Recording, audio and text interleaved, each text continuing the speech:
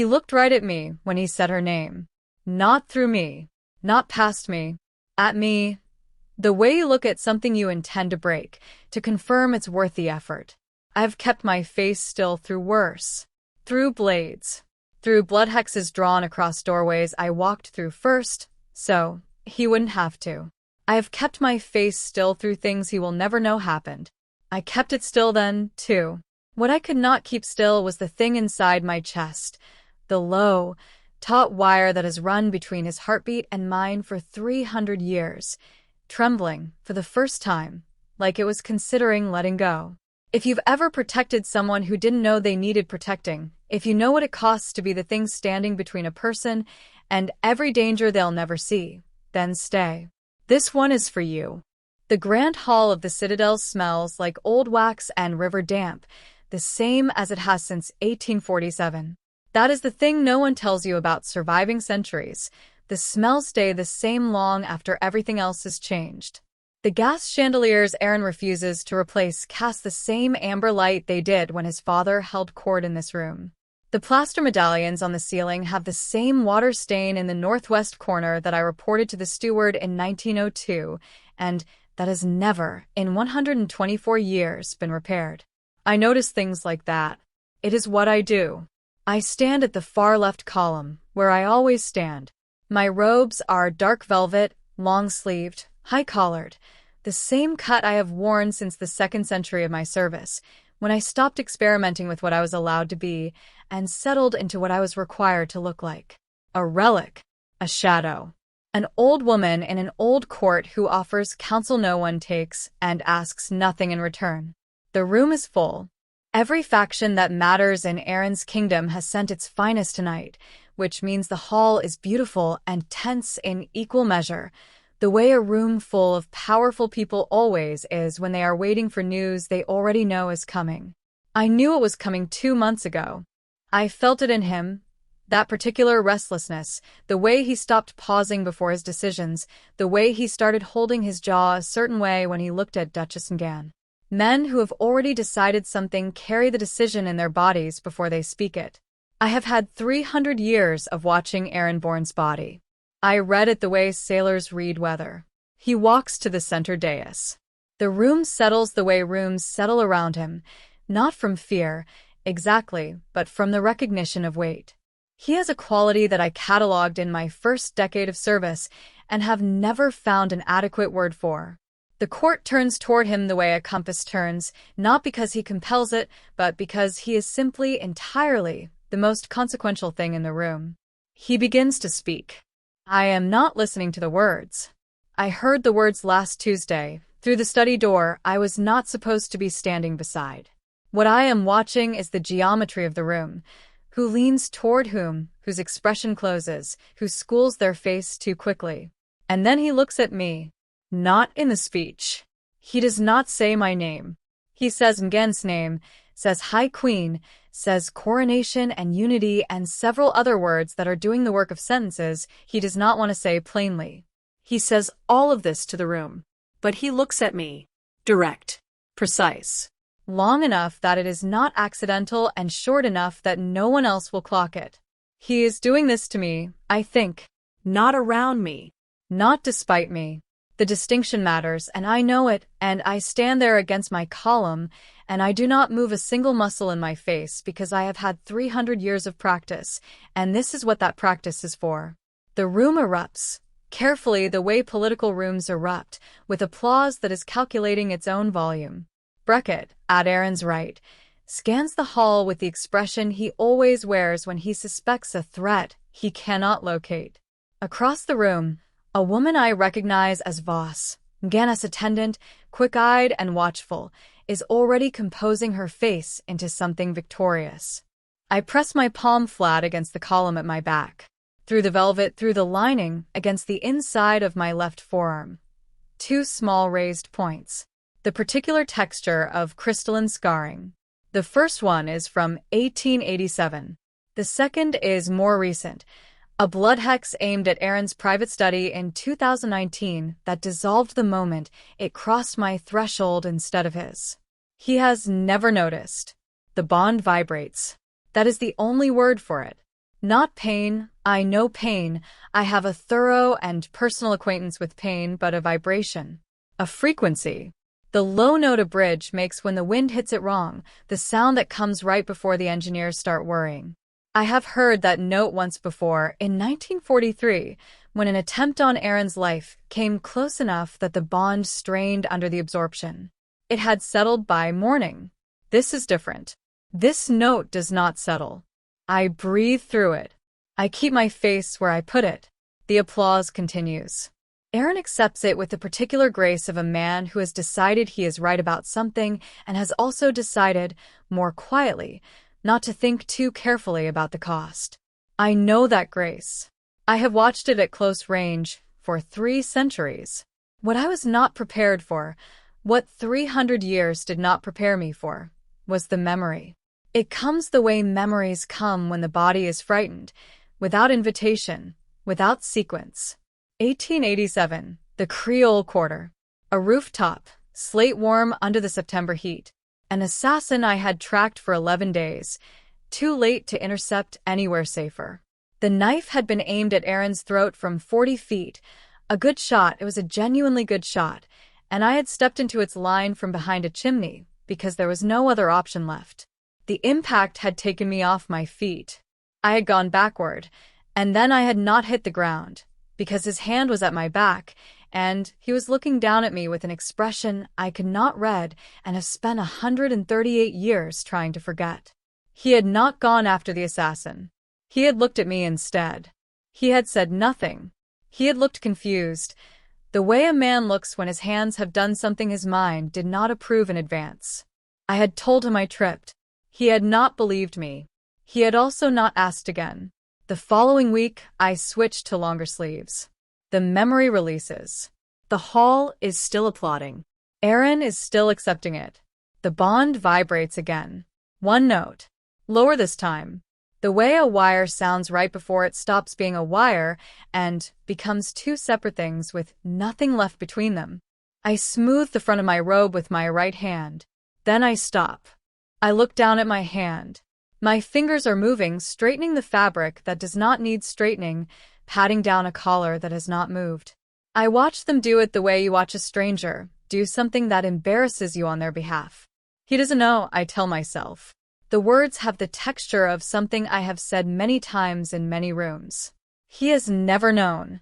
Across the hall, Aaron laughs at something Beckett says, a real laugh, brief and unguarded, the kind he only produces when he is not thinking about the room. The question I do not let myself finish rises anyway, the way questions do when the body is more honest than the mind. Would it change anything if he did? I do not answer it. I put my hand back at my side. I keep my face exactly where I put it. The grand hall of the citadel smells like old wax and river damp. It smells exactly the same as it always has. The bag is on the chair. I have looked at it 4 times since I came back from the hall. Once when I first set it there, with the intention of filling it. Once after I filled it, when I stood in the center of the room and reasoned with myself the way you reason with a person you already know is not going to listen. Once after I unpacked it, certain I had made the right choice. Once after I packed it again, less certain. It is still open. I stopped committing to either position around midnight. The thing no one tells you about 3 centuries of careful living is that it does not make decisions easier. It makes the cost of each one more visible. I can see the entire length of what leaving would mean, laid out before me the way the river lays itself out below the citadel bluffs, wide and dark, and going somewhere I cannot follow. If I leave, the 300 years become a different kind of story. Not service. Not sacrifice. Something smaller. Something I did to myself. I am standing at the window when Orlane arrives. She does not knock. She never knocks, which is either a profound discourtesy or a form of intimacy, and after 40 years of her company, I have stopped trying to determine which. The door opens. I hear her cross the room. I do not turn around. She sets something on the writing table behind me. Paper. The particular sound of folded paper placed on old wood. Then nothing. I turn. The document is small, 4 pages, folded once. The kind of thing that arrives in plain covers when someone does not want its contents associated with their name. Orlain is standing at the far side of the table, her hands at her sides, her face arranged the way it arranges itself when she has carried something a long way and is relieved to put it down. I pick it up. Metallurgical composition, coronation crown commission. Forged under contract for the court of King Aaron Born. Primary alloy, null steel, 94% concentration. I read it again. The room does not change. The candles keep burning. The river keeps moving outside the window. Orlain keeps standing exactly where she was standing. Everything in the room continues being exactly what it was 2 seconds ago. The difference is that I am no longer the same person who was reading it. Null steel severs bonds. That is its sole and specific purpose. It was designed in the old wars to strip power from bound creatures, to undo the irrevocable, to cut connections that were never meant to be cut. It is rare enough that most people alive today believe it a myth. I do not believe it a myth. I was in the room when Henneth explained its properties 300 years ago, in the tone of a man describing a weapon he was confident no one would ever use against him. He was wrong about that, as it turned out. He was wrong about a great many things. I fold the document and hold it. I am aware of the scars under my sleeves, the crystalline ones, the oldest ones, the ones from the first decade when I had not yet learned to brace for impact. When that crown seats on Ganeth's head, every wound these scars represent will return to the body they were aimed for.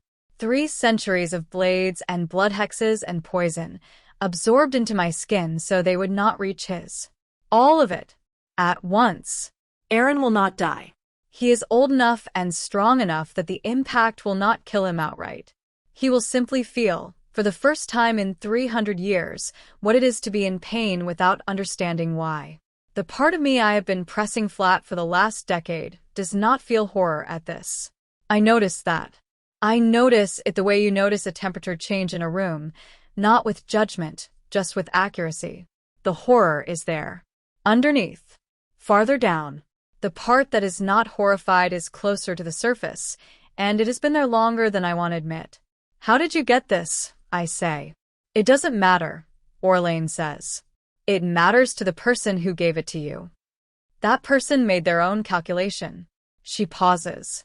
The question is whether you understand what the crown means. I understood what it meant before I finished the first page. Another pause. The candle nearest the window gutters. The draft from the river seeps through the old frame on cold nights, and I have mentioned it to the steward 3 times in 2 decades, and 3 times the mention has dissolved into the particular silence of a court that considers my concerns decorative. Orlain says, "You've carried this long enough." 6 words. She says them the way she says everything, without excess, without theater, placing them precisely where they will do the most damage. I do not cry. I am aware of this the way I am aware of most things I do deliberately, with the recognition that the deliberateness costs something. The pressure is there, sitting just behind my sternum, the specific weight of being seen by someone who is not supposed to see you, in a moment when you did not prepare yourself to be visible. I press my thumbnail into the fold of the document. "You think I should leave?" I say. "I think," Orlain says carefully, "that you have not made yourself consider what leaving actually gives you." She is not wrong. I have been treating leaving as a loss, as the thing that would make the 300 years mean nothing. I have not been treating it as what it also is. The first decision I would have made entirely for myself since I was 26 years old, and Henneth bound me to service I did not choose. The bag is on the chair. I look at it for the 5th time. Then I open my robe at the collar, reach inside, and slide the document between the velvet lining and my skin, against the forearm where the oldest scars are. The paper is cold against the raised points of crystal. Then it warms. I cross the room to the chair. I begin unpacking the bag. I do not explain this to Orlain. She does not ask me to. She has the quality that makes her genuinely useful, the understanding that some decisions do not survive being spoken aloud before they are finished being made. She watches me lift out the folded clothes and set them on the shelf, one by one, With the same patience, she has watched everything in this court for as long as I have known her. When the bag is empty, I set it on the floor. The coronation is tomorrow morning. I know what the crown is made of. I know what will happen the moment it settles. I know that I will be standing in a room, watching it happen, with this document against my skin and the full weight of the choice I am making tonight. I still cannot tell you, with any precision, why I am staying. The closest I can get, and I have learned at my age to distrust explanations that come too easily, is this. Leaving would mean he never finds out. And some part of me, the part that has been keeping its mouth shut for 3 centuries, has decided that he does not get to simply never know. Whatever happens tomorrow, he is going to feel something real for the first time. So am I. I dressed carefully this morning.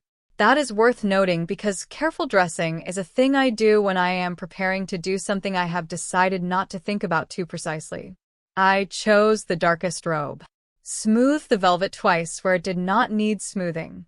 Checked my sleeves, both of them, the full length before I left the room. The document is still against my skin. I left it there. There is a particular quality to the morning of something you cannot stop. The air in the citadel sits differently. The staff moves through the corridors with the slightly accelerated step of people who have been given tasks with visible deadlines, and the flowers, white ones, enormous, trucked in from somewhere that grows things this large, have been arranged along the ceremonial wing in a way that makes the hallways smell like a negotiation. Sweet. Careful. Expensive. I walk through it all, and I feel nothing I am willing to examine. That is the decision I made last night, unpacking the bag. I would be here. I would watch.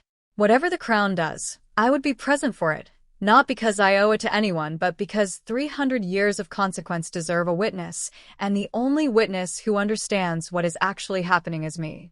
I have almost convinced myself this is a principal position. Gan finds me in the side corridor off the east entrance, 20 minutes before the ceremony. She is not walking quickly. She is the kind of woman who has learned that speed signals need, and she has never permitted herself to appear to need anything. She is in ivory, which is a choice I notice and file, and her attendant boss is 2 steps behind her carrying something I do not look at. Gan sees me from the far end of the corridor. She slows.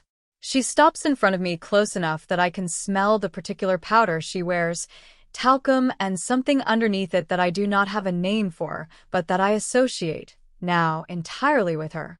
She looks at me the way she has looked at me for the 2 years since Erin began keeping her company, like a problem that has already been solved and is simply taking too long to understand this about itself. She says, "You served your purpose. Old things always do." She says it quietly, precisely. Not for Voss, not for any passing court member, just for me, just at the volume required to reach my ears and no one else's. Then she walks past me. I stand in the corridor. The flower smell is very strong here. One of the arrangements is dropping petals at the base. The stems were cut too short and they have been drinking water at the wrong angle all morning, and no one has noticed yet because the top half still looks correct. I do not respond to Mgan. I have had 300 years of practice not responding to things that are designed to produce a response. The discipline of that is not peace. I want to be precise about this. It is not equanimity or indifference or any of the words that suggest the provocation did not land. It landed. I am simply very experienced at keeping my face arranged while things land. What I do, standing in that corridor after she is gone, is press my right thumbnail hard against the inside of my left wrist, through the velvet, until I feel the edge of a scar underneath. Then I go into the hall. The ceremonial hall faces east. That was a design choice made by Erin's architect in 1889 because Erin had opinions about morning light even then, and the opinions were correct. The windows are floor to ceiling, and the October sun comes through them at an angle that makes the room look like something that was built to matter. White stone. High ceiling. The kind of space that makes the people inside it feel, briefly, like history is watching. I take my position at the left column. My column. The one I have stood against for so many occasions that the plaster at shoulder height carries a faint impression where my robes have touched it over the decades. The room fills. I watch it fill with the attention I have given every court gathering in 300 years, noting alignments, noting who stands near whom, and who has made a deliberate point of standing near someone else, noting Beckett near the dais, noting two members of the Old Ways faction placed carefully at the rear, which means they were told where to stand and complied, which means Aaron has had a conversation I was not part of. The bond is quiet this morning. That is the wrong word, not quiet. Braced. The way a person goes still when they are waiting for impact. I have worn this feeling in my body before, in the moments between identifying a threat and absorbing it. The body knows before the mind does. The body is already making arrangements. 10 minutes before the hour, Aaron comes in through the side entrance. He does not go to the dais. He crosses the room, and I track this without meaning to, the way you track movement in peripheral vision, the way the eye goes to the thing it has been trained to find, and the court parts around him in the reflexive way it always does, and he is walking toward me. I do not move. He stops at a distance that is close enough to be deliberate and far enough to be deniable. I have not let myself track his breathing in a very long time. I am tracking it now. It is even. Controlled. He is wearing the white of the occasion, and he looks exactly like what he is, a king who has been a king long enough that the performance of it has merged completely with the reality, so there is no gap left between them. This is the version of him the court sees. He looks at me. Not the way he looked at me in the Grand Hall 2 nights ago. Not the calculating look, the deliberate look, the one that said this is a message. This is the other one. The one I have not had a name for in 138 years of carrying it. He says, "You could leave. You don't have to watch this." I hear it as what it is. I hate that I hear it as what it is, because mercy from him, real mercy, however poorly constructed, however insufficient, means he is not entirely what I need him to be right now. I need him to be simple. To be the version of the story where staying was a mistake and leaving would have been correct. Mercy complicates that. Mercy always has. I say, I've watched everything else. He holds my gaze. 1 second past comfortable. 2. There is a great deal in that pause that neither of us is going to say. The horn sounds from the far end of the hall. He turns. He walks toward the dais with the unhurried step of a man who has never, in his life, been late for anything. I watch him go. I watch the court arrange itself around his movement. Watch Beckett fall into place at his right. Watch the whole ceremony machinery begin its final rotation. The document presses against my ribs. The scars press back. He offers me a door. I am still standing in the room. The crown is brought in on a cloth of deep red, carried by 2 attendants who do not know what they are carrying, and even from this distance, I can see the particular gray-black of null steel at its base, where the forge work meets the setting. It looks like any other crown. It looks like nothing at all. Gan kneels. I put my hands at my sides. I keep my face exactly where I put it. The crown rises. The crown is still moving when I feel it, not the pain. I want to be precise about this, because imprecision would be a disservice to what 300 years has actually felt like. It is not pain. Pain is something that arrives from outside and announces itself. This is the opposite. This is the feeling of something that has been living inside your chest for so long it had its own heartbeat, going silent. One moment the bond is there. The next moment it is not. The absence takes up more space than the presence ever did.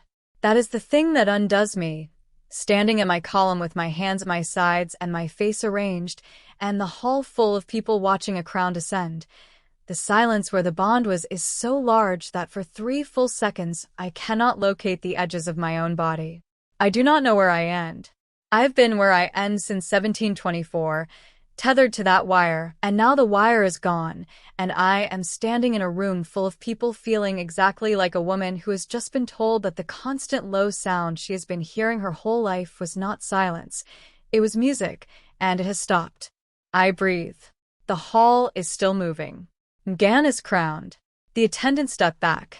The officiant raises his hands and begins the formal address that Aaron commissioned from a court historian in language so ceremonially dense it will take 4 minutes to reach its point, and the assembled court is watching with the particular attentiveness of people who understand that what they say about this moment later will matter.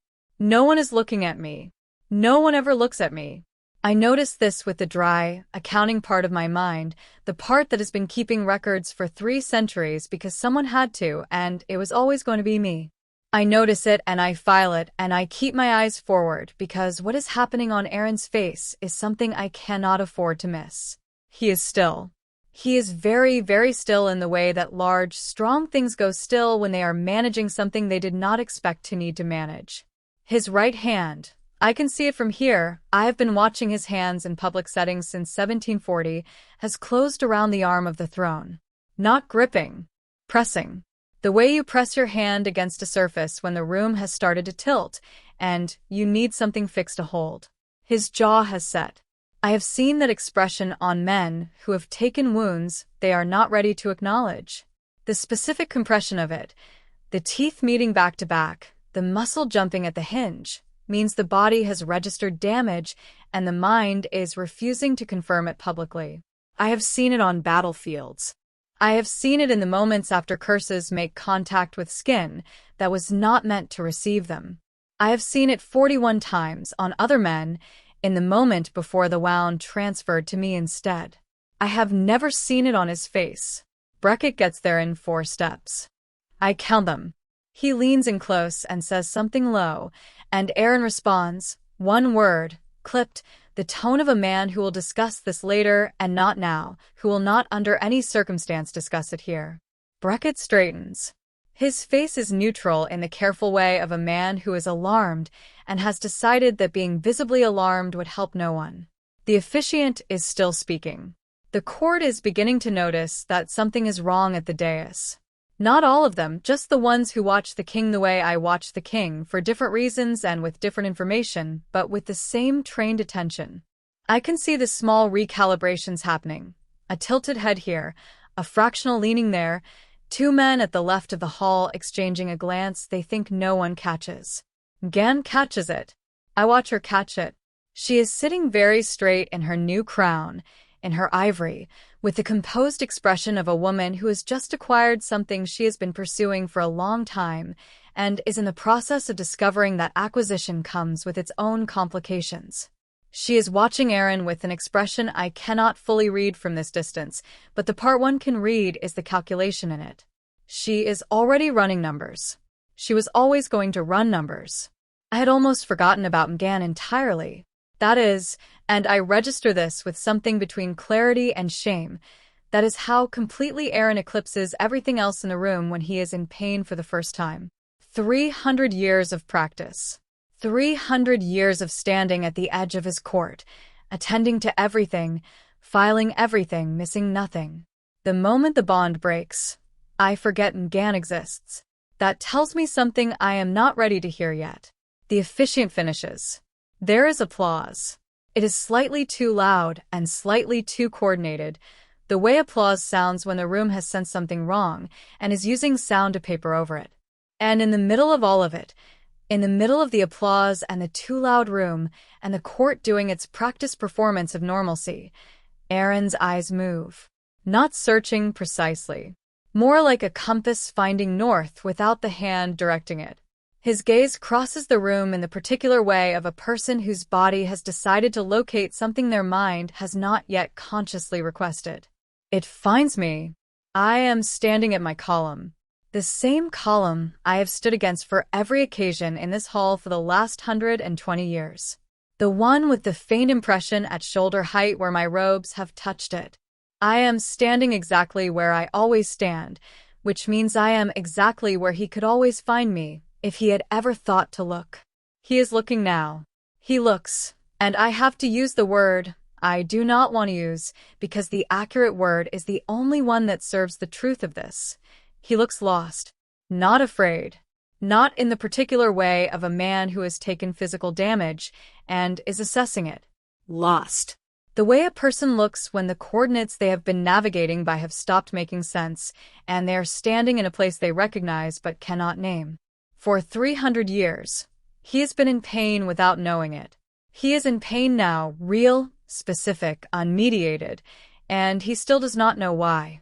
The difference is that now he can feel the question. I hold his gaze for 3 seconds. 1. The hall is still applauding, and the morning light through the east windows is the same as it was 10 minutes ago, and Mgan is crowned, and the bond is gone, and I am standing in my own body, fully, for the first time since I was 26 years old, and he's looking at me like I am the only fixed point he can locate. 2. The document is against my ribs. The scars are fading. I can feel them, the faintest tingling, the crystalline structure beginning to dissolve now that the bond is severed, and there is nothing left to hold them in place. 3. I turn. I walk toward the east door. Not quickly. Not with any urgency that would draw the eye. The same measured step I have used in this hall for 120 years, the step of a woman who is leaving because she has decided to leave, not because anything is wrong, not because the ground has shifted under everything she has stood on for 3 centuries. Behind me, the applause is finishing. Behind me, the king is still looking at the place where I was standing. I do not look back. That costs more than anything else today. I am sitting on the floor. I do not remember deciding to sit on the floor. I remember walking through the citadel corridor. I remember the east door closing behind me, the sound of it, old wood, old hinges, the specific click of a latch that has never been properly aligned. I remember the air in the back passageway being cooler than the hall. I remember my own footsteps. I do not remember the floor arriving. It simply did. My back is against the foot of the bed, and my sleeves are pushed up, and I am watching my own forearms in the gray afternoon light coming through the window, and the scars are dissolving. Each one goes differently. The oldest ones, the ones from the first decade, when I had not learned yet to brace, when the absorption was still raw and imprecise, those go slowly, the crystalline structure softening at the edges first before the center follows. The newer ones release faster. The 2019 scar, the blood hex one, is gone inside a minute. The 1887 scar, the one from the rooftop, the knife meant for his throat, takes longer. I watch it go, and I do not look away. The sensation is not pain.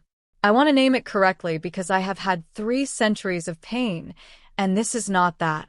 It is more like the feeling of a splinter working its way out of skin that has long since healed over it, the tissue releasing something it has been holding so long that holding had become structural. Involuntary. The body not knowing how to be itself, without the foreign thing inside it. That is accurate enough. I sit on the floor, and I let it happen, and I take stock. Relief is there. I said I would be honest, so, yes, relief. The clean, cold kind, the kind that does not feel like joy but like the cessation of a pressure so constant that you had stopped registering it as pressure and started registering it as simply the way the air felt. That is there. Unambiguously. Underneath it, not behind it, not instead of it, but underneath it the way a foundation sits under a floor, is something I am not going to call grief. I am going to decline to call it grief, because I am 70 years past the age of crying on floors over men who looked at me across crowded rooms with their lost eyes, and I have a great deal of self-respect, and I refuse. It sits in my chest the way grief sits. I do not call it that. I push my sleeves down. I stand. I go to the window. The city below the bluffs is going about its evening. Baton Rouge does not stop for coronations. It does not know about coronations. It does not know the citadel is anything other than a large old house on the river that has been privately owned for as long as anyone can check records, which is not, in fact, as long as I have been in it. The lights are coming on along the waterfront. The Mississippi is running fast tonight, darker than usual, the kind of dark that means silt is moving somewhere upstream. Spanish moss along the near bank, moving in a way that suggests wind coming from the south. Rain before morning. I stand at the window, and I think about what I am going to do. This is new. 300 years of existing inside a structure that did not require me to think about what I was going to do. The bond determined my priorities, the the siphon determined my function, and I had arranged everything else around those two fixed points so thoroughly that they had become invisible to me. The armature inside the sculpture. You forget the metal is there until the clay falls away. The clay has fallen away. I am standing in my own body, at a window above a river, in a city that does not know I exist, with no wire running from my chest to anyone else's survival, and the question of what I am going to do next is so large and so absent of obvious answer that I stand with it for a very long time without reaching any conclusions. This is when Orlain knocks. She knocks this time. I notice that. In 40 years of her company, she has never knocked on this door, and she is knocking now with the deliberate courtesy of a woman who understands that something has changed in the territory and is announcing herself accordingly. I say, "Come in." She enters. She looks at me at the window. She looks at my forearms. The sleeves are down, she cannot see them, but she looks at them anyway, the way you look at the place where an injury was even when it is covered. Then she says it, directly, without softening it with preamble, which is the only way Orlain has ever delivered anything. Aaron is in his private rooms. He has not collapsed. The physicians are concerned. Something is happening to him they cannot explain, and he is asking for me. I look at my left arm. The last scar is still there, faint now, almost gone, the crystalline edge dissolved to almost nothing. As I watch, it finishes. The skin beneath is smooth, unmarked. The particular unmarked quality of skin that has never been touched by anything which is not accurate, but which is what 3 centuries of absorption followed by release produces. A body returned to a state before its history. I say, "What does he think I can do?" Orlain says, "He doesn't know what you can do." That's rather the point. The room is quiet after that. The rain wind is picking up outside.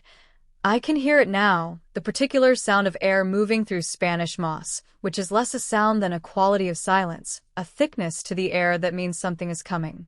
He is asking for me. He has never, in 300 years, across 12 wars, 41 crises, and more political disasters than I have bothered cataloging, asked for me. He has tolerated me. He has ignored me. He looked at me once across a rooftop and once across a ceremonial hall, and both times his face did something he could not fully account for. He has never asked. The part of me that has been keeping its mouth shut for a very long time registers this. I wish it wouldn't. It would be significantly more convenient if that part of me were capable of a longer silence. It is not. I am going, and I know it, and I stand at the window for another 30 seconds because, and I want to be precise about this, I am not going for him. I am not going because the bond compels me. The bond is gone. There is no wire. There is no siphon.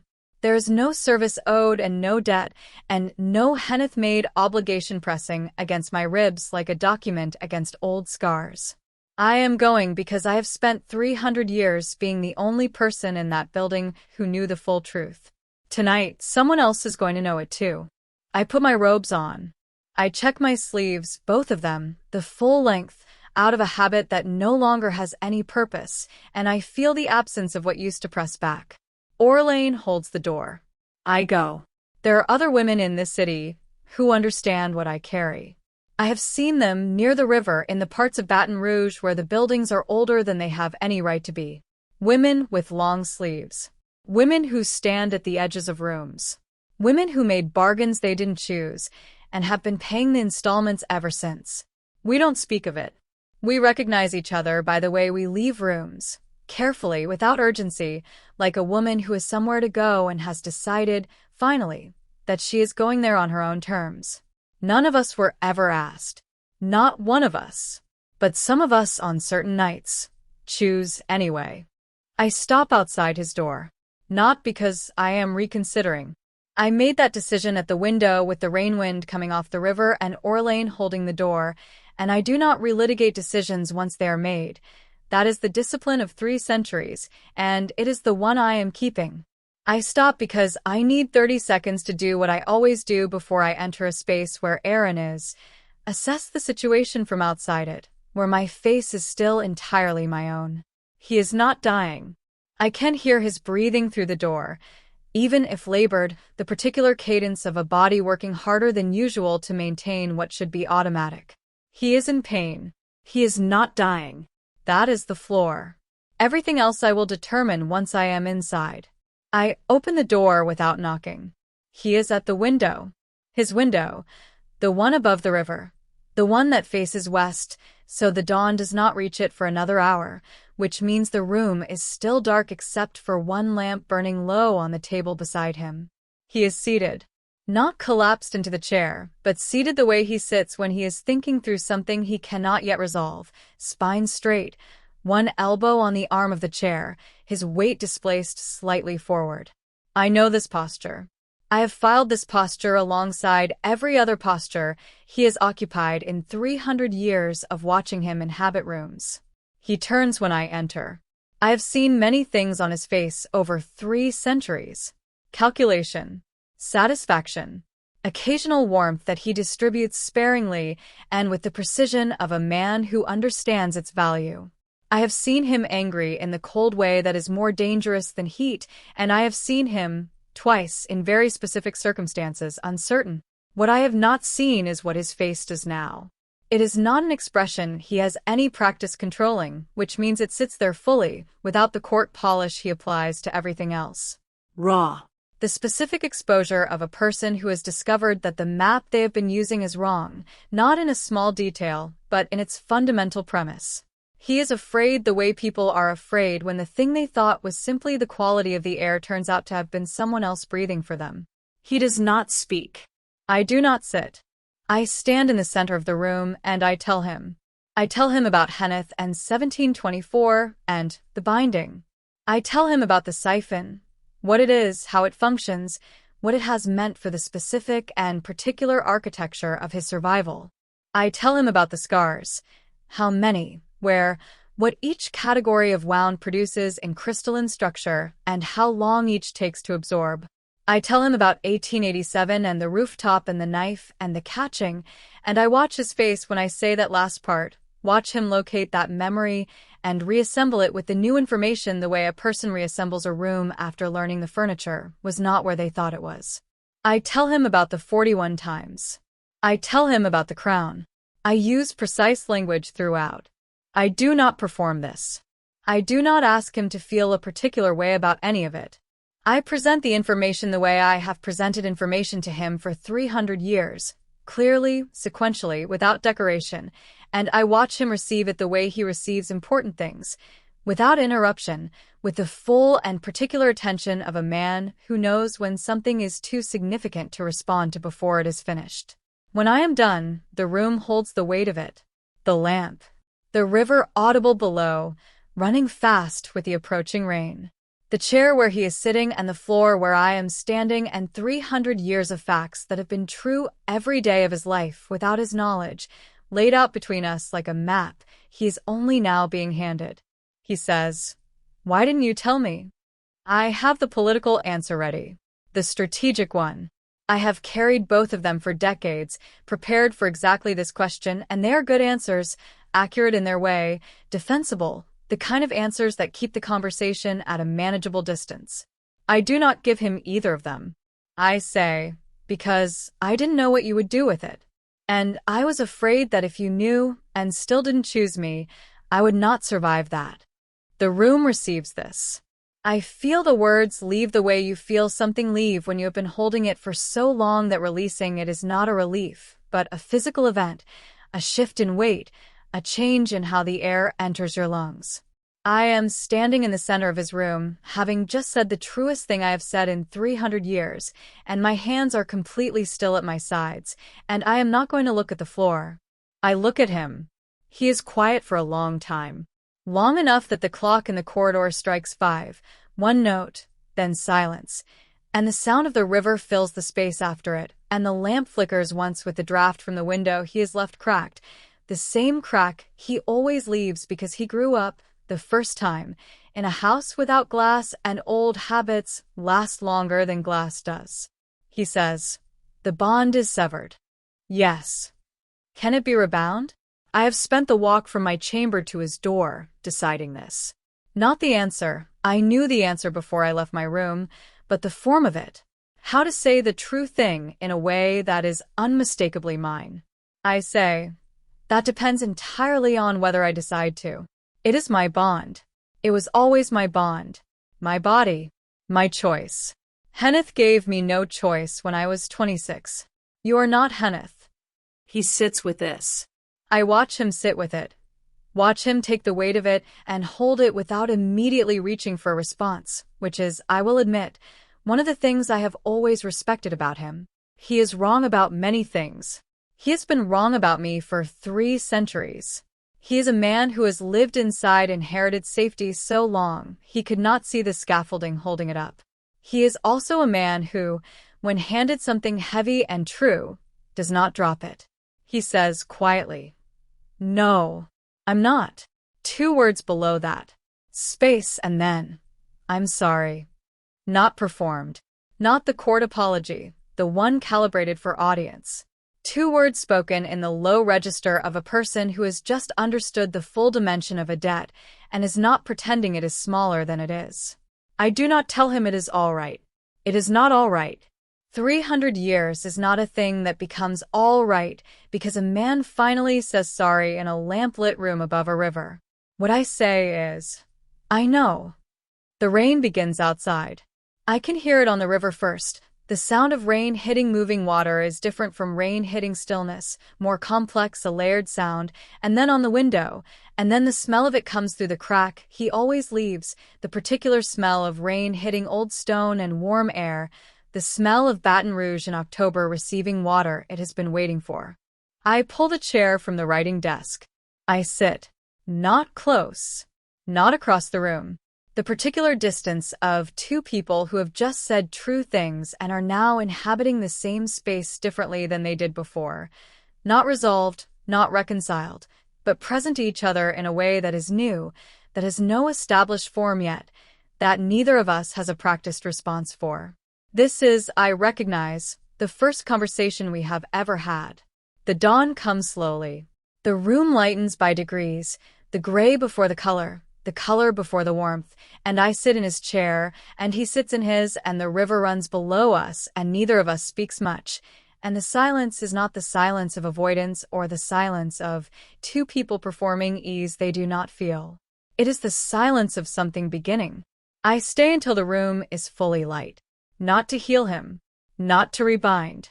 Not because the bond compels or Henneth's work demands or 3 centuries of reflex carry me forward without my consent. Because I want to. That is all. That is new. That is, and I am only now understanding this, in this lit room above this river in this city that does not know either of us. That is everything. If this story reached something in you, if you know what it feels like to give everything to someone who couldn't see you until the very last moment, then you already know where you belong. There are other women here. Other stories. Other nights like this one. Subscribe and stay close. These are not easy to find twice.